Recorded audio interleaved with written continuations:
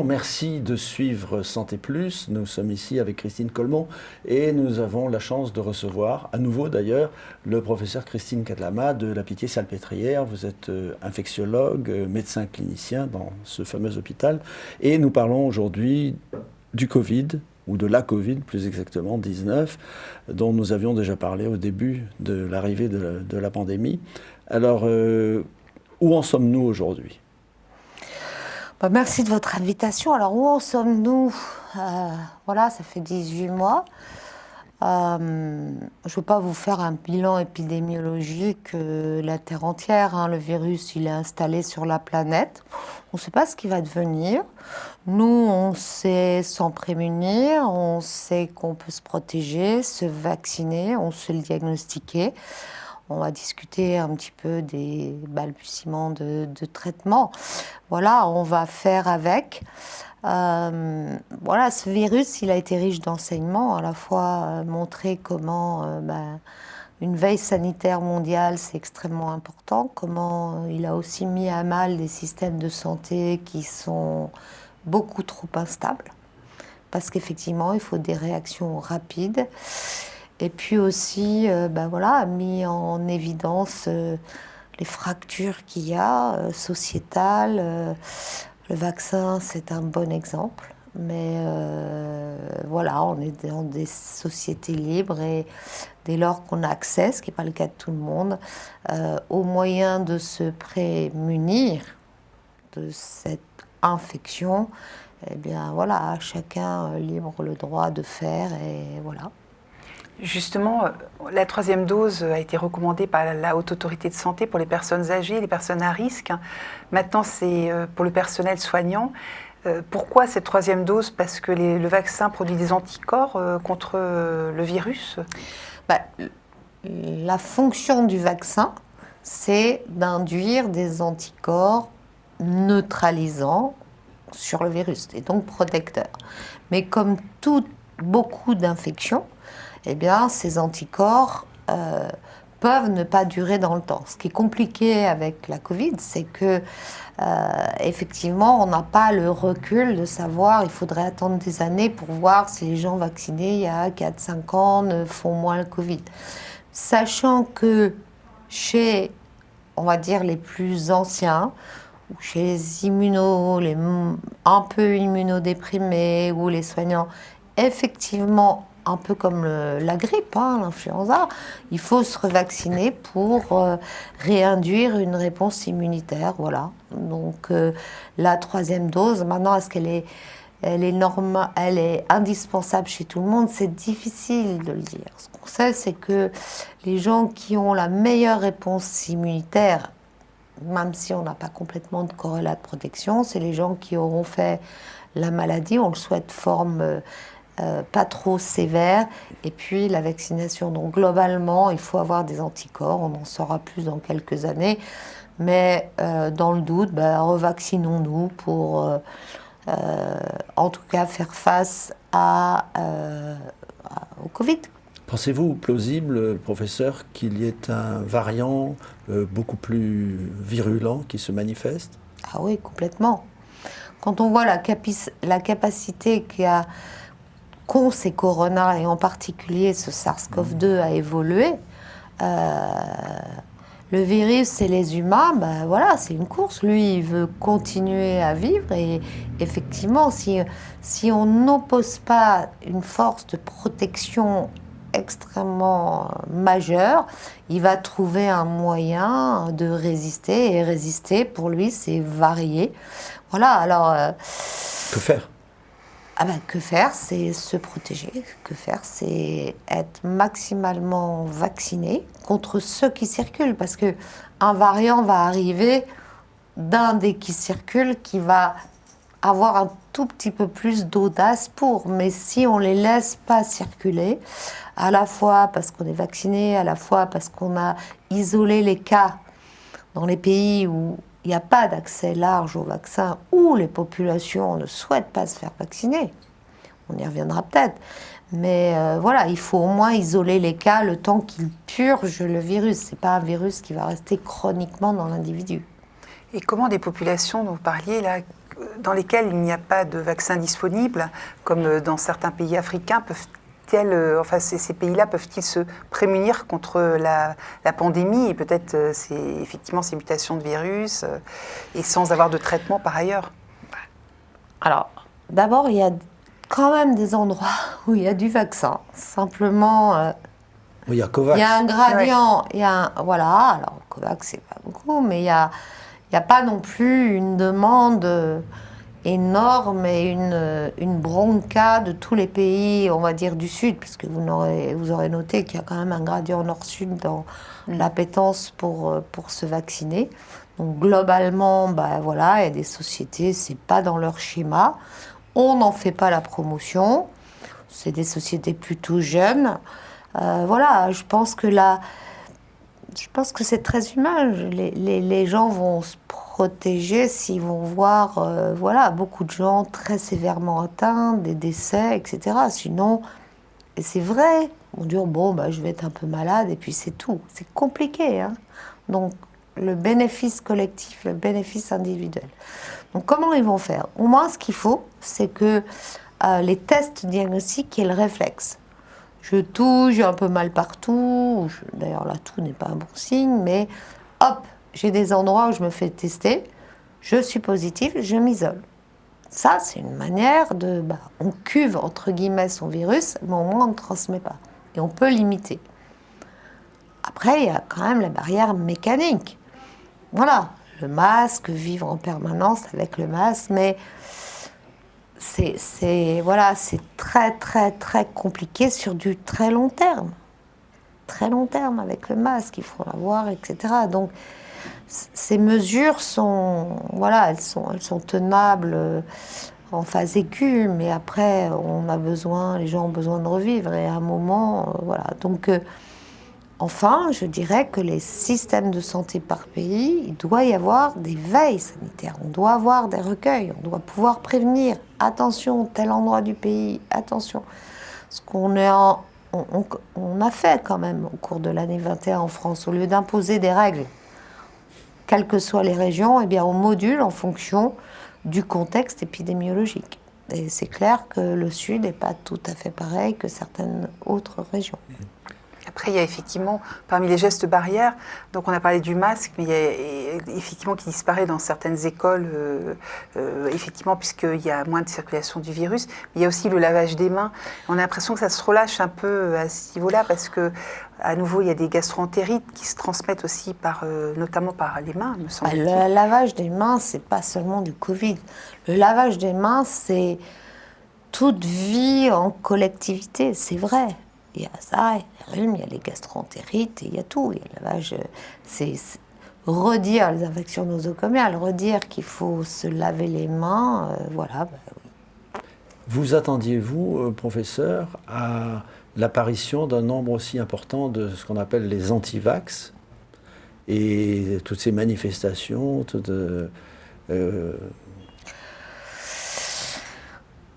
Alors, mes collègues qui font que dans la vaccination en prévention large, peut-être n'ont pas été surpris. Personnellement, moi qui suis de l'infectiologie, qui vaccinons des gens qui vont partir en voyage ou des gens... Non, honnêtement, non. Maintenant, voilà, et leur violence, c'est compliqué, je pense que ça fait partie... Vous avez eu des discussions avec des personnes de cette catégorie? Parce que par exemple, il y a des soignants ou des aides-soignants qui refusent le vaccin. Mais je vais vous dire, on est arrivé, vous avez raison, si je prends en avril, à peu près au printemps de cette année, oh non, on ne va pas, alors... Voilà, on explique que nous, on est vaccinés, on vit le truc, mais pourquoi ce qui est bon pour moi ne serait pas pour vous, etc.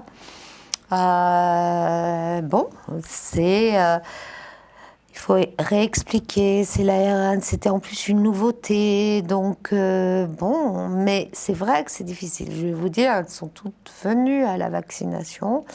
Après, l'obligation pour travailler, alors compris, pas compris...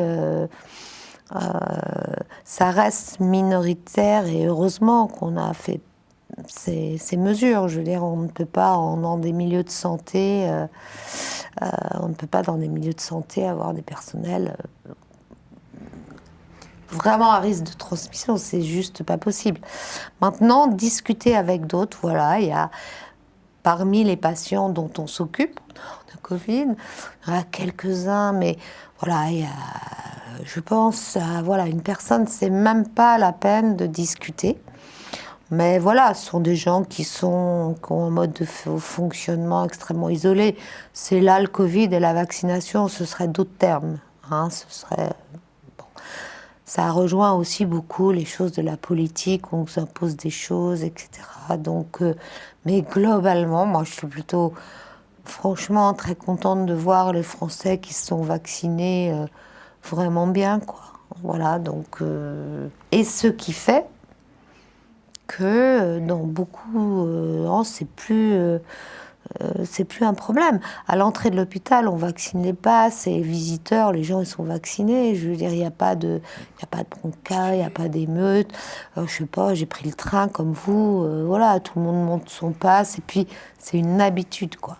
Donc ça c'est vraiment une bonne surprise et c'est bien. Est-ce qu'on peut dire qu'on aurait atteint l'immunité collective avec ce taux important de vaccination, sachant que dans d'autres pays, on l'a vu comme la Russie, on a l'impression que l'épidémie repart? Ils ne sont pas vaccinés, hein. Je collabore et j'étais dans leur congrès, alors en virtuel, congrès, non, ils n'ont pas, alors là, voilà, c'est très intéressant, mais je ne vais pas faire une analyse profonde, mais ceux qui sont nos collègues avec lesquels on travaille sur d'autres thèmes de l'infectiologie, ils nous disent que les gens n'ont pas confiance parce que c'est un vaccin russe. Donc vous voyez, c'est compliqué, c'est de l'opposition, voilà.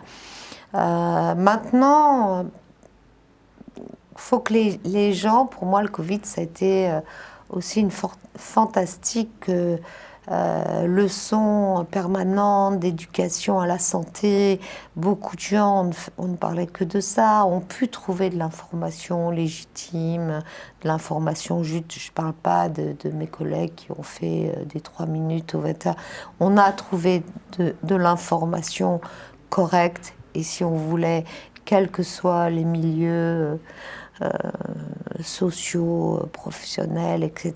Donc, justement, on pourrait s'interroger sur le fait de rebondir sur ça et informer les populations de façon juste. Voilà, je trouve extrêmement intéressant. Maintenant, il y en a qui vont chercher des vaccins, il y en a d'autres, et ben voilà. Oui. C'est la vie. Je pense que on ne peut pas convaincre tout le monde. Il y a effectivement des Russes qui se défient du vaccin russe, des Chinois qui se défient du vaccin chinois. Donc, c'est politique. Oui. Vous croyez que c'est politique? C'est politique. Il y a quand même des vaccins, on pourrait y avoir des médicaments. Il n'y a pas de transparence aussi. Il faut pouvoir voir. Oui. On ne peut pas. Il y a des pays, c'est pas parce que le gouvernement vous le dit que c'est juste. Donc je peux comprendre qu'on se défie, il n'y a pas accès à autre chose.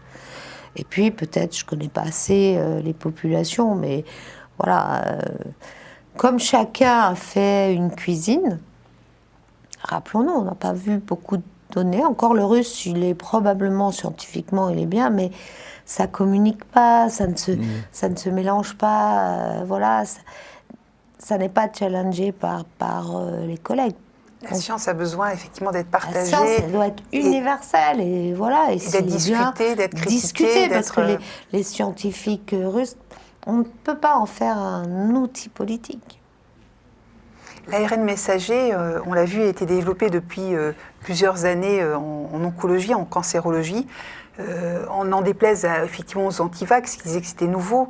Et cet ARN messager, est-ce que grâce à la Covid, parce qu'on peut voir aussi le côté positif, va être utilisé dans d'autres, pour soigner ou pour prévenir d'autres types de maladies? Certainement, ça ouvre un champ ils n'ont pas eu le prix Nobel, mais ils auront, c'est-à-dire pour avoir pu se servir de l'ARN messager, parce que c'est une idée que beaucoup avaient, sauf qu'on n'arrivait pas à le stabiliser, etc. Le messager, c'est le messager qui va dire fais ci, fais ça, etc. Produis ci, produis ça. Donc c'est super.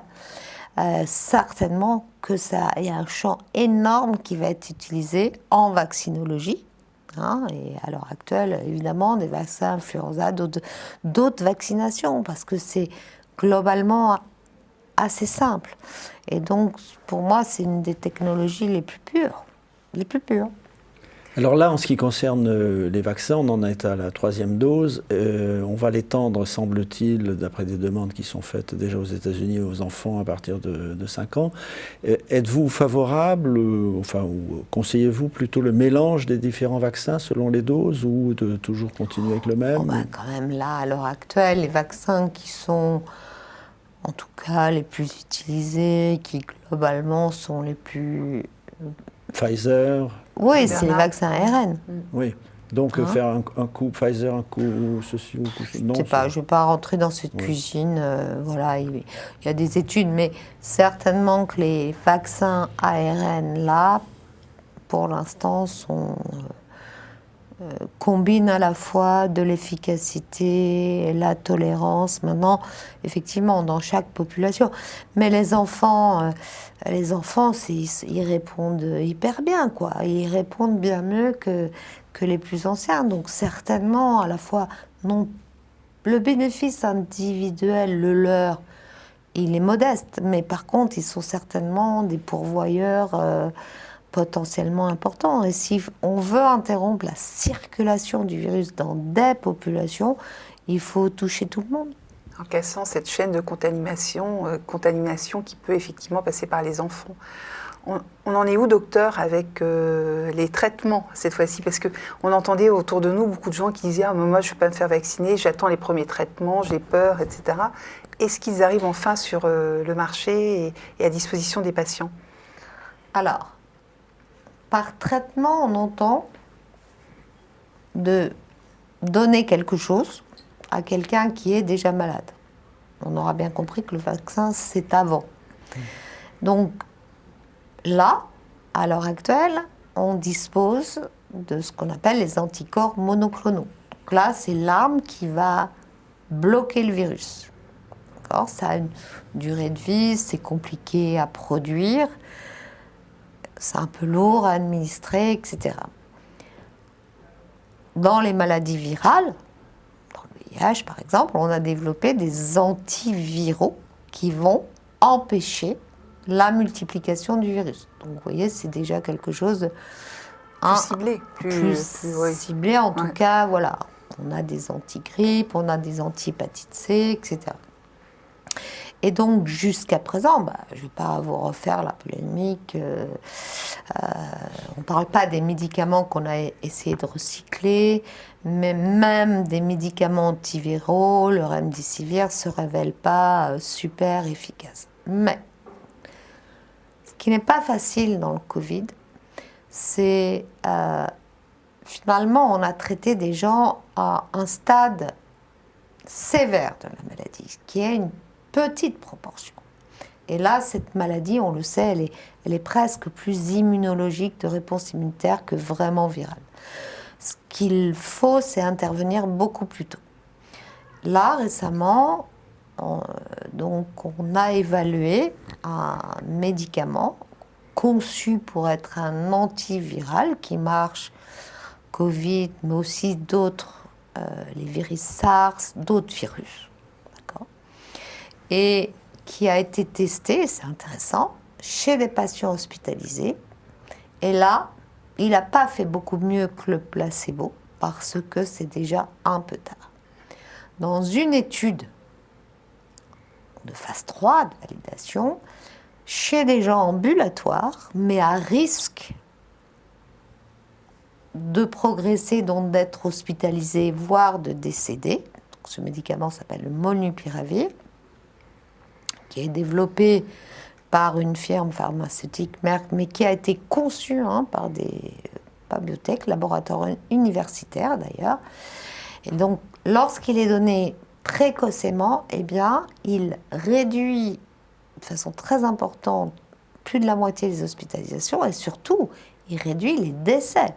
Et dans cette étude, qui a dû être interrompue avant la fin, ce qui est, en général, soit c'est bon signe, soit c'est mauvais signe. Là, c'est bon signe. Donc, au bout de à peu près 750 patients qui avaient donc passé le 1 mois, il y avait aucun décès dans le groupe qui a reçu le molnupiravir, des comprimés oraux 5 jours, comparé à 8 dans le groupe placebo. Donc, voilà. Donc ces médicaments arrivent bientôt à disposition des patients. Ça, c'est une chose. Donc, en tout cas, c'est le premier, à ma connaissance, qui montre sur un Covid démontré avec une PCR de moins de 5 jours, un Covid débutant, mais chez des gens qui ont plus de 60 ou des comorbidités, donc à risque, eh bien, une efficacité. Et les comités indépendants qui regardent les essais ont dit « Allez, on arrête parce que là, il y a vraiment une différence. » Donc oui, alors là, il y a une étude qui va démarrer dans le monde, et en particulier en France, chez les contacts. Lorsque vous êtes contact, pas malade, eh bien, prendre un traitement qui bloquerait le micro-développement du virus ou vous empêcherait de le recevoir de quelqu'un qui est positif. Voilà, donc il y a tout ça à explorer. Mais effectivement, si on peut disposer d'un antiviral, qui ne va pas révolutionner le sort des gens en réanimation, mais qui, parce qu'on aura fait un diagnostic précoce et sera donné autour d'une famille, par exemple, en disant, 5 jours, un comprimé matin et soir, voilà. C'est aussi un autre moyen que de bloquer. Dans une maladie épidémique virale, il faut bloquer la survie du virus et sa diffusion. Est-ce qu'il y a d'autres traitements en cours, mis à part ce traitement, donc effectivement, qui est pour bientôt? Oui. Relativement. Celui-là, alors il faut vous interroger les firmes, mais je pense qu'ils vont demander ce qu'on appelle une autorisation temporaire d'utilisation, c'est-à-dire avant tout le processus de commercialisation. Oui, moi j'imagine, le laboratoire est prêt à en produire des millions de doses pour effectivement, en particulier chez ces gens qui sont à risque de développer la maladie, une fois encore, 0 décès versus 8. Il faut rappeler que l'autorisation temporaire d'utilisation, c'est quand même une chance que nous avons en France. Et donc, je pense d'ailleurs, il me semble que c'est le seul pays où nous ayons ce dispositif-là, qui nous permet d'avoir avant l'autorisation de mise sur le marché, qui avant le lancement du médicament, ça nous permet, nous, en tant que patients, d'avoir accès à certains médicaments très innovants. Voilà, en France, oui, je ne sais pas si c'est le seul, j'avoue qu'ils ont des procédures à peu près équivalentes, mais en tout cas, surtout quand on est en épidémie, c'est important. Et puis, je crois que c'est aussi dans les pourparlers que de mettre des licences à disposition dans les pays où ça flambe. Le président Trump aussi avait bénéficié, quand il a eu la Covid, de médicaments qui n'étaient pas sur le marché encore, il me semble. Non, mais il n'y a pas eu d'avenir. Je crois qu'il avait eu un monoclonal, qui sont la première stratégie dont je vous parlais, qui sont disponibles, mais c'est par voie systémique, perfusion. Vous voyez, c'est beaucoup plus simple si on peut avoir plus précocement des comprimés. Et quid des Covid longs? Qu'est-ce qui se passe pour les gens qui sont malades depuis pratiquement 1 an, voire plus d'1 an? Comment on peut les soigner et comment ils peuvent espérer sortir de la maladie? Covid long, c'est un phénomène complexe. Quelle est la part du Covid et la part du traumatisme vécu par les gens par la période? C'est compliqué. Ce qui est clair, et en tout cas dans notre expérience modeste, mais qui est partagée par d'autres, Les Covid longs surviennent chez des gens qui ont des symptômes qui ont un peu duré, curieusement, pas forcément des formes très très graves, réanimatoires. Et donc là encore, je pense que si on peut bloquer la réplication du virus, eh bien, avec des thérapeutiques, on devrait certainement réduire le Covid long, qui est probablement une entité qu'on voit quand même